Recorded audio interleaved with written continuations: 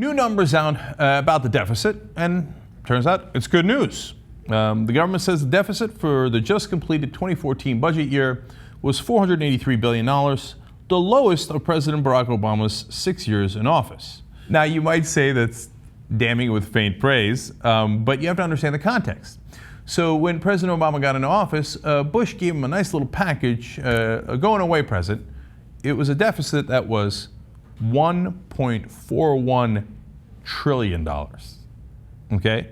So now the Republicans are constantly talking about, oh my God, Obama's deficit! Actually, Obama in these 6 years has lowered the deficit by about $1 trillion. Now, the debt continues to accumulate. And by the way, he lowered the deficit by about $1 trillion while doing the stimulus package, while leading the economic recovery, which I'm going to tell you about in a second. So when you hear a lot of hype about, oh, Obama's deficit, no. Bush's deficit was much, much worse. Obama's actually lowered it. Credit where credit is due. Although I think the economic recovery has helped the rich more than anyone else. I don't think that I know that. I've shown you the numbers behind that. But at least in this case, we have gotten the budget a lot more under control. Now, also more context, it's now below the average deficits of the past 40 years. So not only has he reduced it from the Bush years, but he's now gotten it to a point where it's below the average of the last 40 years. So pretty good work overall. Now, how did this happen? Slow growth in government spending and increased tax revenues help explain the rosier deficit outlook. Now, that right there is the most obvious thing in the world, but that has to continually be explained to both sides of the political spectrum. So when you slow down spending, now sometimes it has adverse consequences, right? It'll slow down the economy. In this case, it hasn't. But what it'll do is it'll make your, budget numbers get more aligned. So, I mean, that part I have to explain to liberals from time to time. So if you spend less, you'll have a smaller deficit.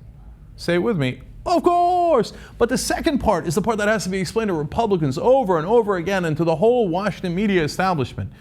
Yeah, if you increase taxes, and Obama didn't increase taxes by much at all, sheer numbers-wise, he only increased it by about 6% on the top income bracket. He took 94% of the tax cuts of Bush and made them permanent. So again, understand that 50% of the country is still, I'm sorry, what I mean is we've got a 50-year record at how many people are below the poverty level right now. So we've got disparate treatment here of the rest of the country and the rich. But the budget numbers are doing pretty well, and Obama did increase taxes by a little bit on the rich, and that wound up having a big effect. If you increase taxes, will you get more revenue and have less of a deficit? Say it with me. Of course you will. Obviously. Oh, that whole supply side economics is insanity. Now, on the unemployment numbers, well, we're doing pretty well. Well, now remember Mitt Romney promised how great it would be under his administration if he had won in 2012. I want to go back and play that clip for you before I tell you what the unemployment numbers are today. Watch. Would you like to be more specific about what the unemployment rate would be like at the end of your first year? I can't possibly predict precisely what the unemployment rate will be at the end of 1 year. I can tell you that over a period of 4 years, by virtue of the policies that we put in place, we get the unemployment rate down to 6% or perhaps a little lower. All right. I mean, if we had had Mitt Romney, he would have taken about 4 years to get it to about 6% or a little lower.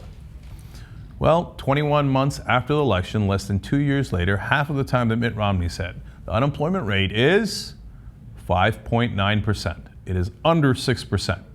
So President Obama apparently did twice as good as the best estimate that Romney could offer when he was trying to get elected president. So, yes, we still have terrible income inequality. Yes, a lot of the economic gains during the recovery have gone to the rich. In 2010, to give you one example, 93% of the gains went to the top 1%. All that is true. But at the same time, the budget numbers are much better, and unemployment is significantly down. So don't let them tell you otherwise. If you're going to do criticism of Obama, you better come correct. There is real criticism, but it ain't the kind you see on TV.